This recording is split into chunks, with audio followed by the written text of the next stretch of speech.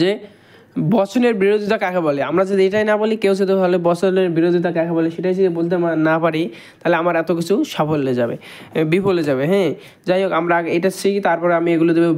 বচনের বিরোধিতা কাকে বলে, কয় প্রকার, বৈশিষ্ট্য, বচনের বিরোধিতার বৈশিষ্ট্য কেশো থেকে আমরা আগে জেনেছি যে বচন কয় প্রকার, 4 প্রকার। হ্যাঁ, এটা কি এ ই আই ও, এই আই ও, এটা এখানে এখানে 2 ভাগে ভাগ করা হয়, সামান্য, বিশেষ, শতর্থক, নয়তক।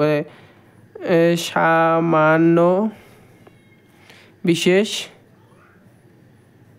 বিশেষ। এদের সামান্য কোন দুটোকে করা হয়, সামান্য বচন এই দুটোকে বলা হয় যে এ আর ই, এটাকে বলো সামান্য বচন। এটা বিশেষ কি কোন দুটোকে, আই ও, এই দুটো হলো বিশেষ। সামান্য, বিশেষ। কারণ সামান্য, বিশেষ। আমাদের শতর্থক নৈর্থকে 2 ভাগে ভাগ করা যায়, শতর্থক, নৈর্থক।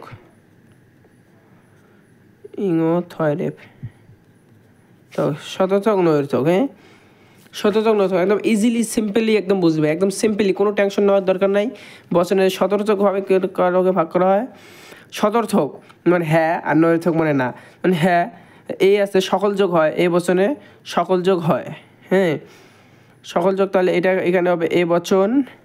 আর দেখো এখানে কোনো যোগ নয়, আমি আগে বলেছি যে শতর্থক মানে হ্যাঁ, নৈর্থক মানে না।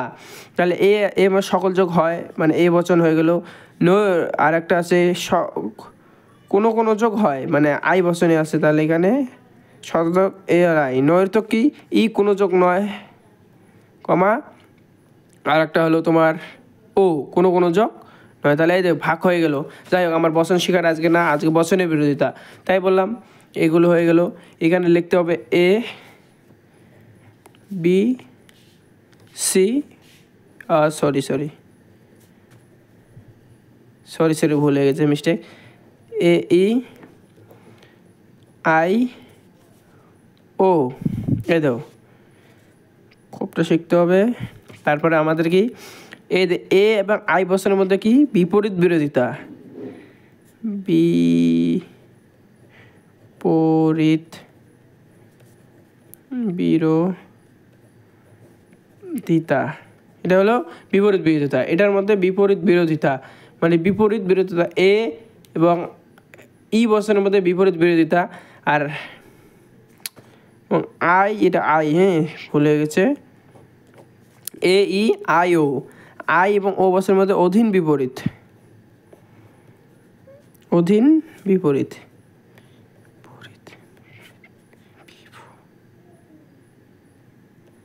বিরোধিতা, থিতা। হ্যাঁ, এখন ধরো তাহলে এ ও, এই দুটো হবে কি হবে, বিরুদ্ধ, এদিকেও বিরুদ্ধ, এদিকেও বিরুদ্ধ হয়,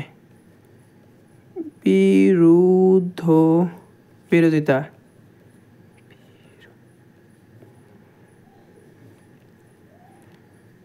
হ্যাঁ, বিরোধিতা একদম ইজিভাবে দেখে নাও।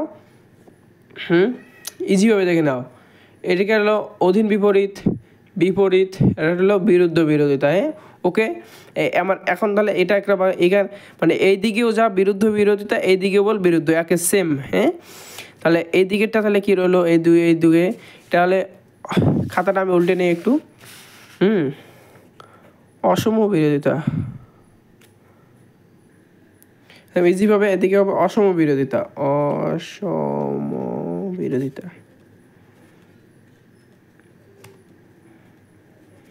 একদম ভাই ইজিভাবে, কোনো প্রবলেম নেই, টাকাও লাগবে না, কিছু লাগবে না, এটা ওই সেম। হ্যাঁ, অসম বিরোধিতা। হ্যাঁ, বিরোধিতা এটা লিখলাম না, এইখানে অসম। তাহলে একদম খাতাটা ঘুরে নিয়ে ভালো করে বুঝে দেই। বচন 4 প্রকার, এ ই আই ও। তাহলে এ এবং ই বচনের মধ্যে সম্পর্ক কি, বিপরীত বিরোধিতা। তাহলে আর আই ও বচনের মধ্যে হচ্ছে অধীন বিপরীত বিরোধিতা। হ্যাঁ, অধীন বিপরীত বিরোধিতা, ইজি, নো প্রবলেম। তাহলে এখন যদি কোশ্চেন করে, আর এ ও বিরুদ্ধ বিরোধিতা, আর এ আই অসম বিরোধিতা, এদিকেও ই ও অসম বিরোধিতা, নো প্রবলেম। তাহলে কেউ যদি বলে এ বচনের বিপরীত বিরোধিতা কোন বচন, তাহলে সিম্পলি এটা আমাদের একটু টেকনিক খাতাইতে লাগবে। টেকনিক খাটে বলতে হবে যে ই বচন। যদি আবার এখানে বিভিন্ন ধরনের কোশ্চেন আসে যে বলে তো এ বচনের বিপরীত বিরোধিতা বচনের অসম বিরোধিতা কোনটি, অসম বিরোধিতা বচন কোনটি, মানে এখানে সিম্পলি দেখতে হবে এ বচনের বিপরীত বিরোধিতা বচনের অসম বচনটি, অসম বিরুদ্ধ বচনটি কোনটি। তাহলে এ বচনের বিপরীত হলো ইর সঙ্গে কোন অসম রয়েছে, অসম ও, তাহলে আমাদের উত্তর হবে ও বচন। ওকে। আবার যে কেউ বলে এ বচনের বিরুদ্ধ বিরোধিতা বচনের অধীন বিপরীত বিরোধী বচন কোনটি, এ বলছে যে এ বচনের বিরুদ্ধ বিরোধিতা বচনের অধীন বিপরীত বিরোধিতা কোনটি, তাহলে সিম্পলি এ বচনের বিরুদ্ধ বিরোধিতা এইদিকে ও বচন, ও বচনের অধীন বিপরীত, অধীন বিপরীত আই। হ্যাঁ, কেউ বলে এ বচনের অসম বিরোধিতা বচন কোনটি, আই বচন। কেউ বলে আই বচনের বিরুদ্ধ বচনটি কোনটি, ই বচন। Simply, no problem. হ্যাঁ, আজ এইটুকুই দিলাম, এইটুকুই ভালো করে পড়ো, এইটুকু নোট করে নাও খাতাতে ভালো করে। আরও কিছু কিছু কোশ্চেন আমি দেবো, এই ভিডিওতে দেবো, ভিডিওর শেষে দেবো। ভিডিওটি যে ভালো লাগে লাইক করবেন, চ্যানেলটি সাবস্ক্রাইব করবেন ভালো ভিডিও হওয়ার জন্য, ভালো করে বুঝে নেওয়ার জন্য। ওকে, তাহলে দেখলেন বচনের বিরোধিতা এরকম করে ভাগ করা হয়। তাহলে একদম সিম্পলি এ ই বিপরীত, আর আই ও অধীন বিপরীত, এ আই অসম, ই ও অসম, এ ও বিরুদ্ধ, ই আই বিরুদ্ধ, এটা সিম্পলি বচন। সিম্পলি নমস্কার, আমি আশা করি যে বুঝতে পেরেছো। ভালো খাতা তুলে নাও, এগুলো নোট করে নাও। নমস্কার।